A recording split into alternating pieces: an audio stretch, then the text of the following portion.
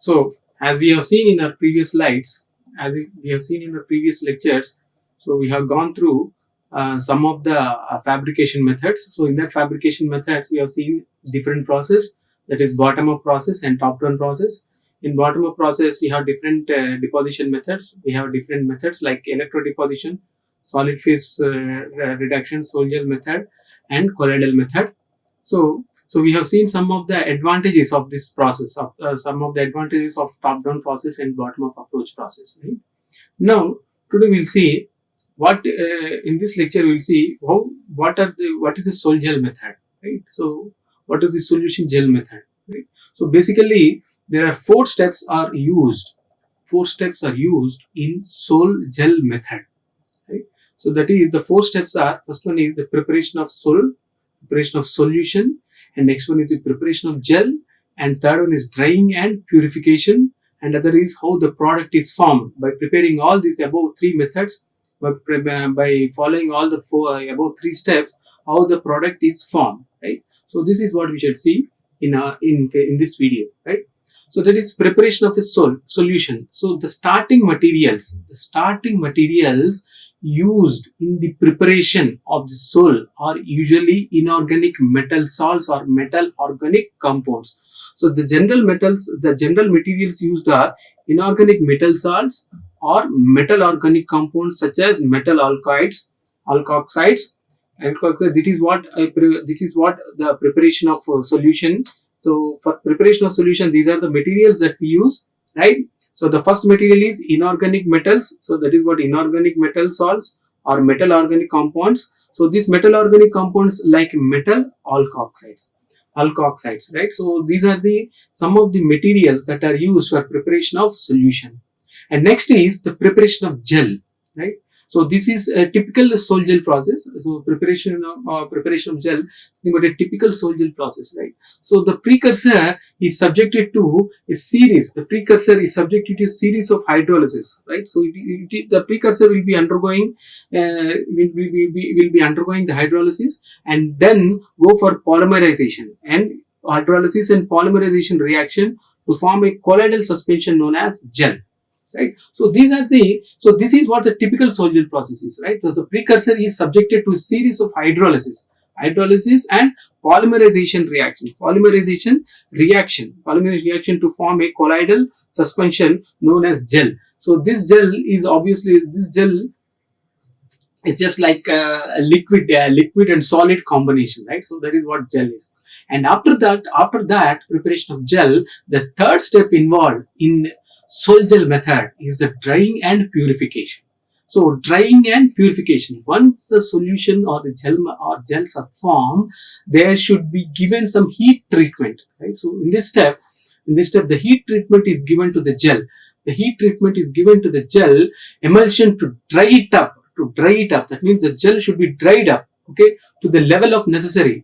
So how much gel we require, how much components, how much the composition, how much the component is required. So till that extent, that particular gel is to be dried up, right? So for further processing in the sense for further processing like characterization and further for conductivity measurements and all, right? So that is what we understand by using further processing, right?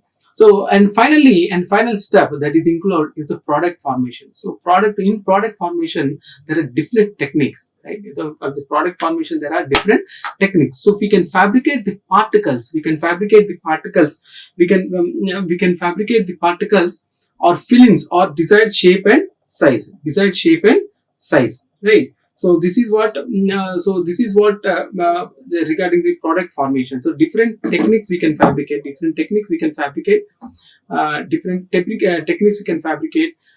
particles or films of desired shape and size, right? So these are the 4 steps. These are the 4 general steps involved in sol gel method.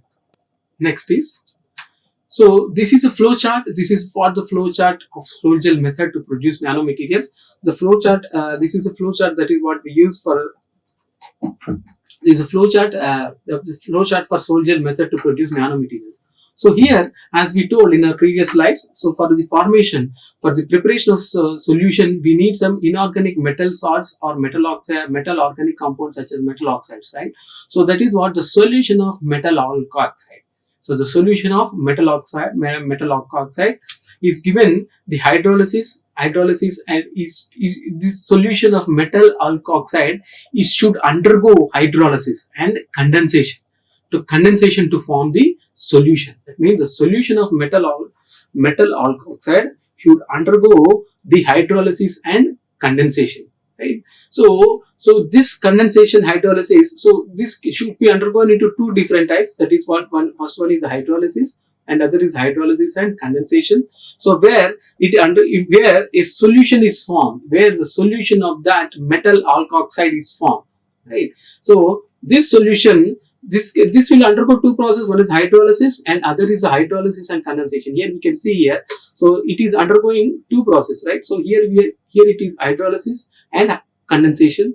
So here it is this solution of metal oxide is undergoing two processes. One is hydrolysis and condensation. Here, if it undergoes only hydrolysis, then a solution of suspension particles is formed. Solution here, general normal solution of particles are normal solution is formed, and here solution of suspension particles are formed. Because here suspension particles, when it undergoes hydrolysis, due to condensation, it gets evaporated, right? So that's why we don't get due to condensation that gets evaporated. That's why we get only the solution part. That is what we write solution.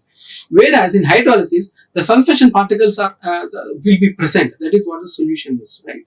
So again, so through this solution, so through gelation, it undergoes polymeric gel. So when the solution is undergone gelation, it forms a polymeric gel, right? So this forms polymeric gel, and here we get the particular, here when this solution or when this suspension particles are undergone, so they form a particular gel, right? And both are given to a dried gel, and after firing, so nanoparticles or nanostructured materials can be formed. So that is what the solution of metal oxide material should undergo the hydrolysis and condensation process, right? So when this metal oxide materials are undergone hydrolysis and condensation process, they form certain solutions, right? So this solution, the formation of solution will be depending upon a parameter called condensation, where we observe the solution only simply being the suspension particles, right? So when it is not undergoing condensation, we can observe some suspension particles, right? These suspension particles form particular gel, right? The particles forming the particular gel. But here, when the same alkoxide is undergone hydrolysis and condensation, we get solution. This solution, after undergoing gelation, we get some polymeric gel, right? So some polymer like gel we get, right? So this polymer gel are combined to give us the dried gel, right? So this dried gel, when firing, but when it is undergoing some heating part, then this dried gel, we get some particles in the nano range. Those particles are what we call it as nanoparticles or nanostructured materials. So that is what it represents, the flow chart of sol gel method to produce nanomaterials. That means it should undergo, that means the solution of metal oxide should undergo the hydrolysis and condensation, at the same time hydrolysis. When these two undergone, they form different compounds. They form different compositions. One forms a solution and other forms a suspension of nanoparticles, right? So when it is undergone gelation, then it forms some polymeric gel. Here, when this suspension particles solution, they form a particulate gel. Here they form the polymeric gel, and both are given to dried gas, right? So they both will form as a dried gel. So dried gel, it should be given some when we anneal that particular dried gel, so it resembles some particles of nano range. So those are called nanoparticles or nanostructured materials. So this is what the basic flow chart of sol gel method to produce nanomaterials, right? So let us see. Let us see how this nano soil gel method, the soil gel method, one of the bottom-up process, how when it was introduced and what is the and what is the history behind that, something like. So the emergence of soil gel process occurred in the year 1921. So in the year 1921, the soil gel process occurred, right? But in the 1960s, its development was given due to the need of new synthesis methods in the nuclear industry, right? So initially the people got the idea in the year 1921. Later it was developed in 1960, right? So it was developed, its development was given due to the need of new synthesis of nanomaterials, new synthesis methods are to be produced, new synthesis methods are to be envisaged, right? So for that, its development was given due to the need of new synthesis methods. So one of the soil gel method, we know that one of the method to synthesis the nanomaterials, right? And especially in the nuclear industry, right? So the development began to become popular around 1984. Initially, it was introduced in the year 1921.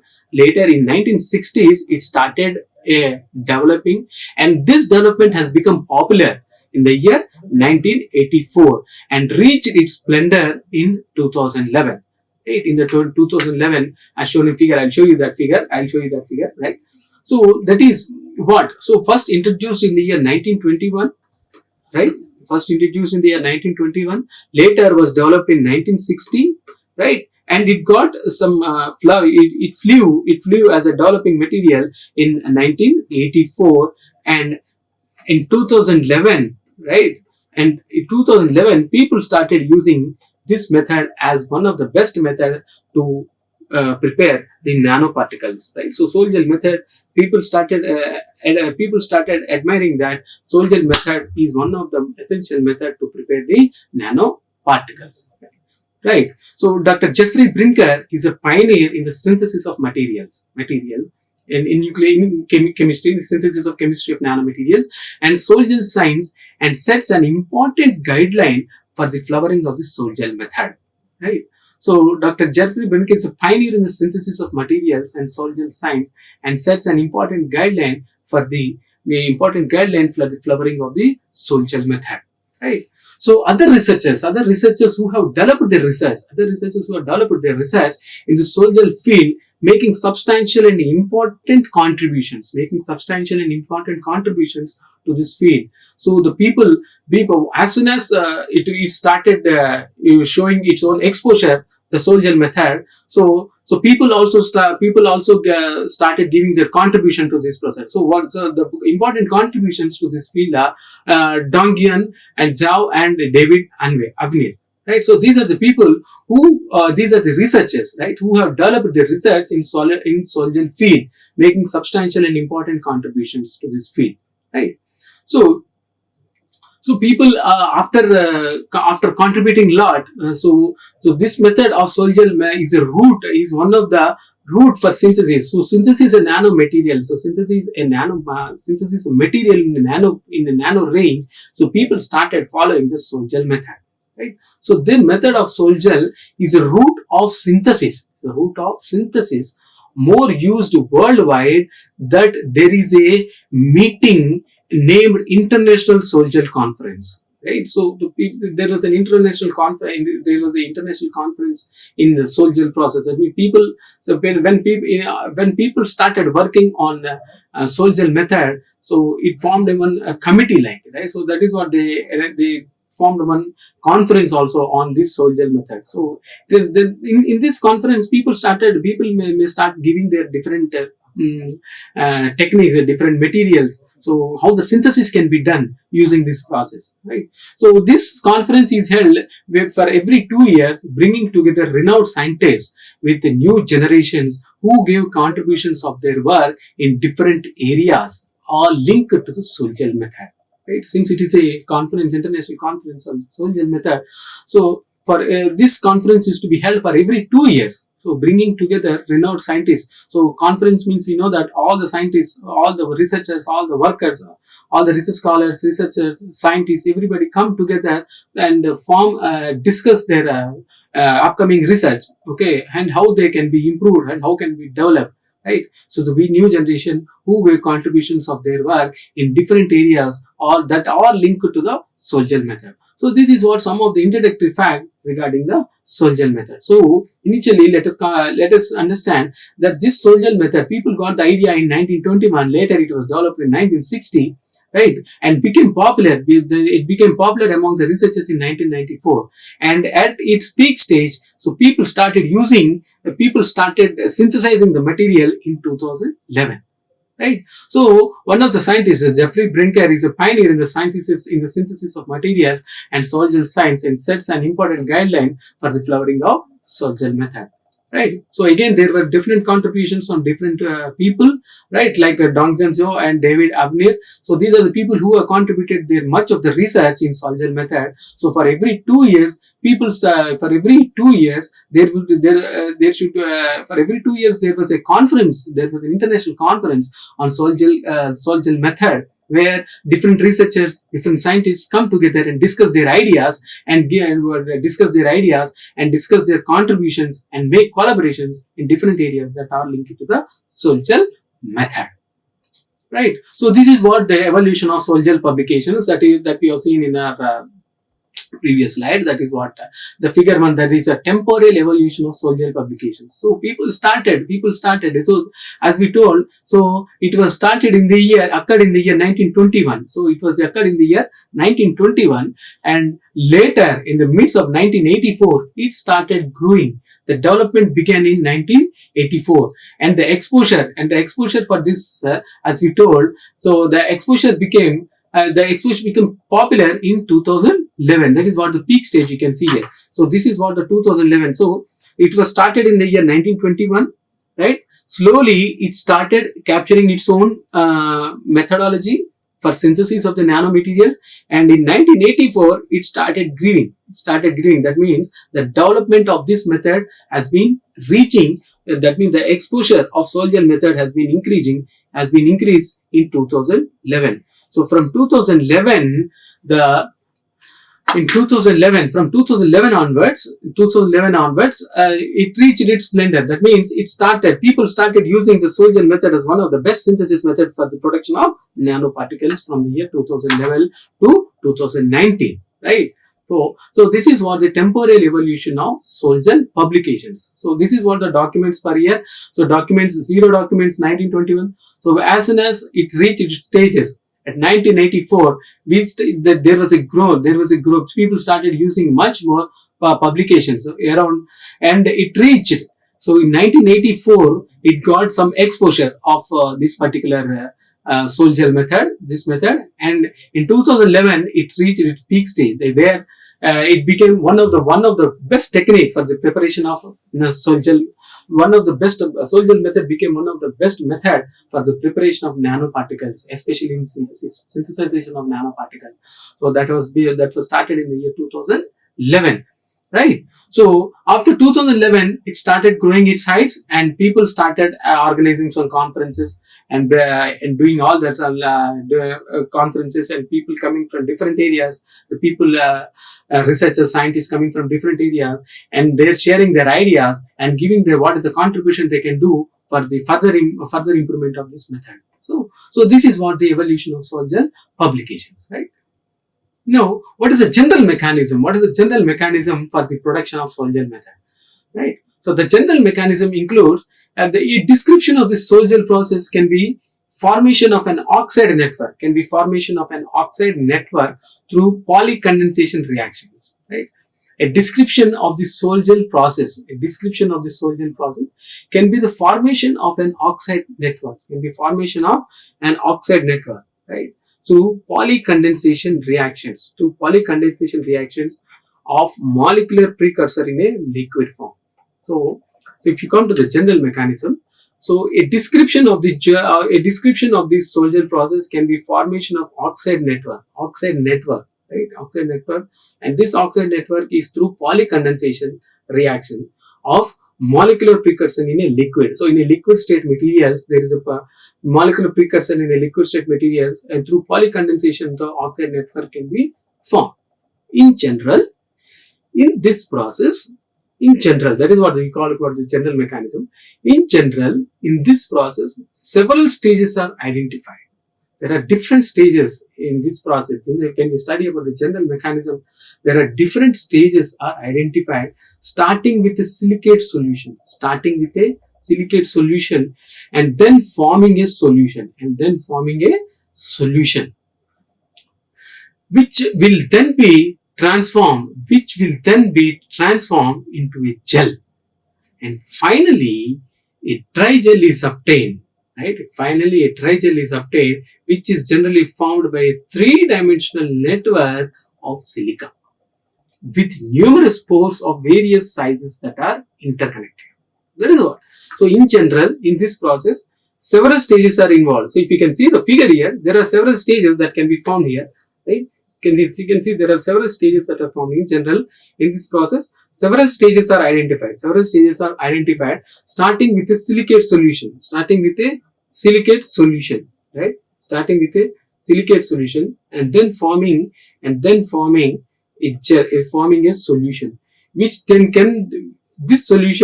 will then be transformed into a gel, and finally a dry gel is obtained. When that particular dry gel is annealed, when this dry gel is annealed, or when this dry gel is given certain heat treatment, as we have seen while studying the four steps of making a sol gel method, we have seen that when this dry gel is given certain heat treatment, we get the nanoparticles or nanostructures of desired dimension, right?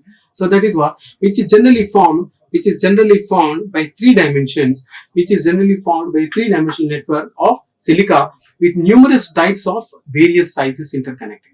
Numerous pores of various sizes interconnected. So see here, if you can see here, this is what the silicon of precursors.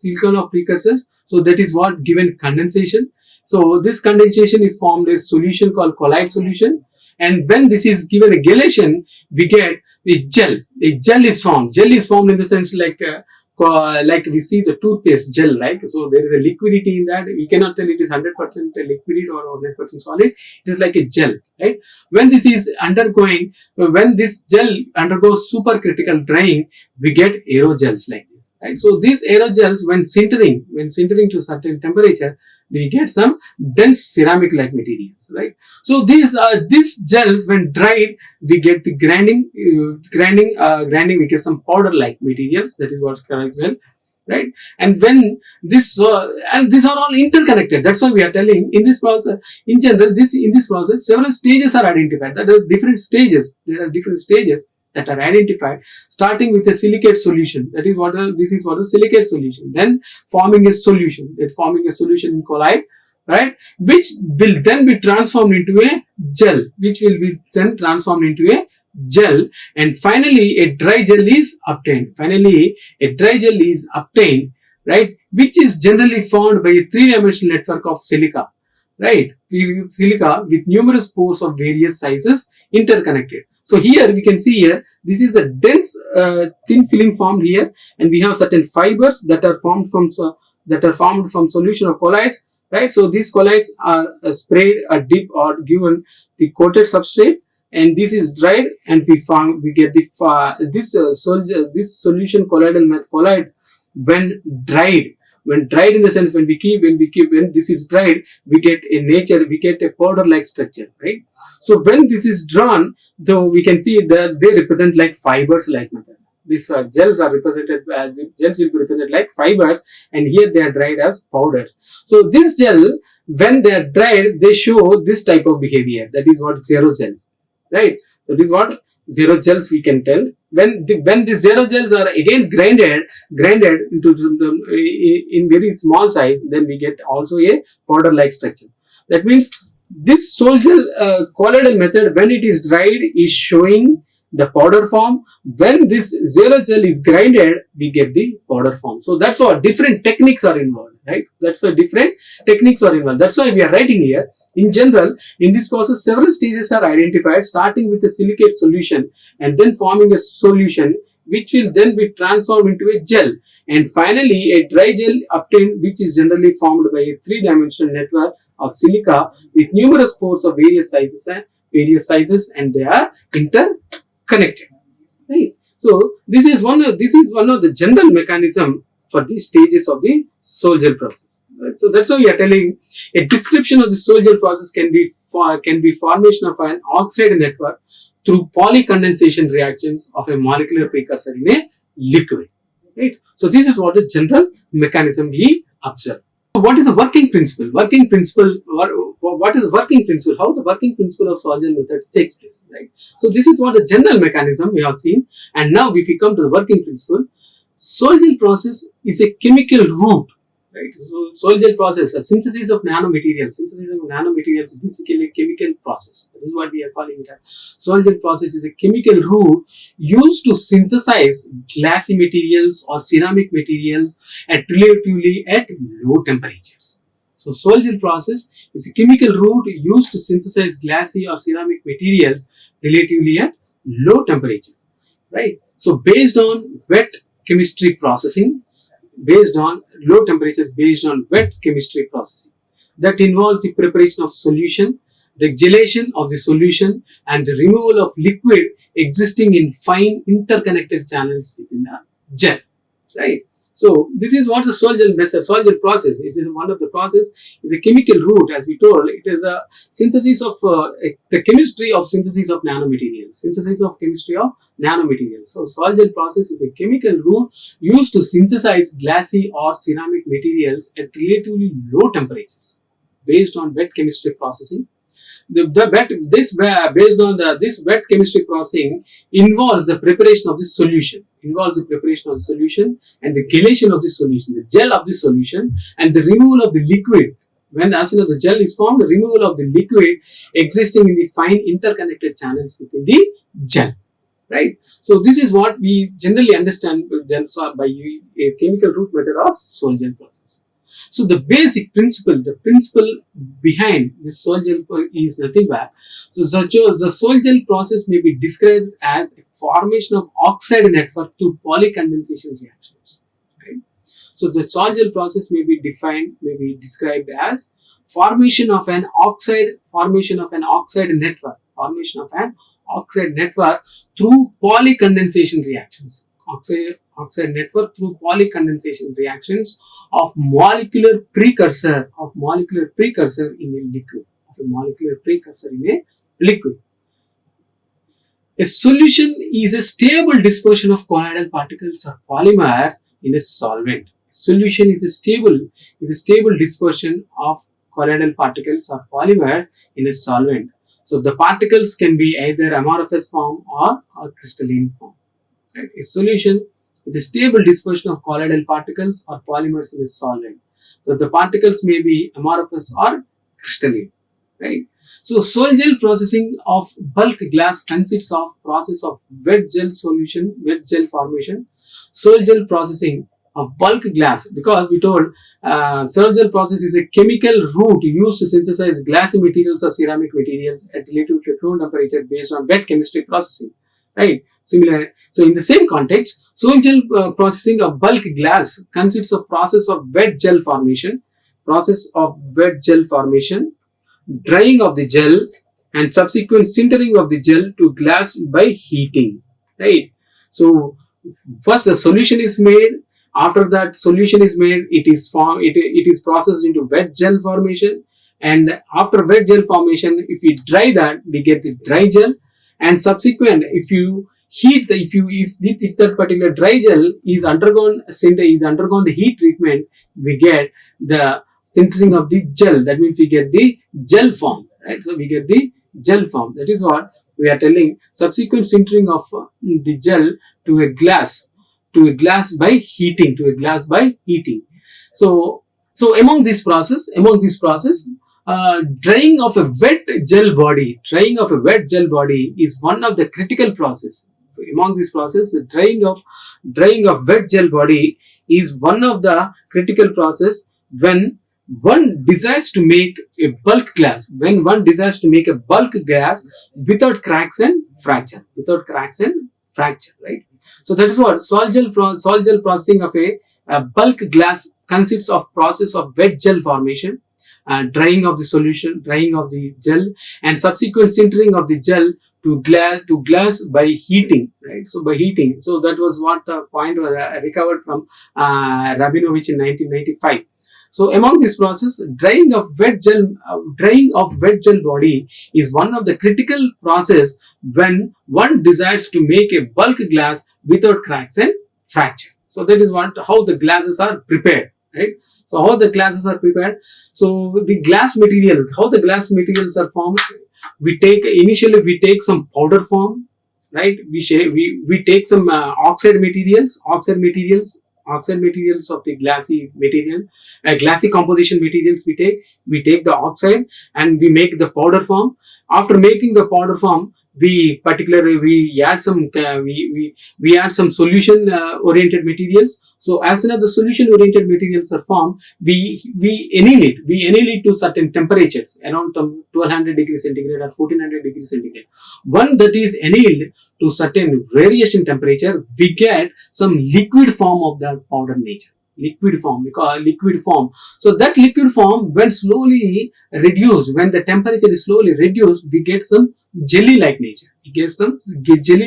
That is what among this process, drying of wet gel body is one of the critical processes when one desires to make a bulk glass without cracks and fracture. So this is one of the fundamental mechanism for general glass preparations, right? So what are the advantages of this process? We can summarize the key advantages offered by sol gel process. It uses relatively low temperature around 600 degrees centigrade. Right, not only 600 degrees centigrade, we cannot tell. So it uses relatively low temperature is depending upon the material we choose. So that is what it uses, relatively low temperatures. It can create very fine powders. It produces the compositions not possible by solid state fusion, right? So advantage of the process is, we can summarize the key advantages offered by the sol gel process. It uses relatively low temperatures. It can create very fine powders. It produces compositions not possible by solid state fusion. So these are the some of the mechanisms. These are some of the general mechanism and working principle and advantages of sol gel process. So one of the advantages, it uses relatively low temperatures. It can create very fine powders. It produces compositions not possible by solid state fusion. So this is what the advantages of this sol gel process, right? So similarly, it is approximately similar to a glass formation. That's what I told you. When we take certain compounds of oxide materials and try to anneal that particular oxide, we get some glassy like nature. Right? So we get the gel.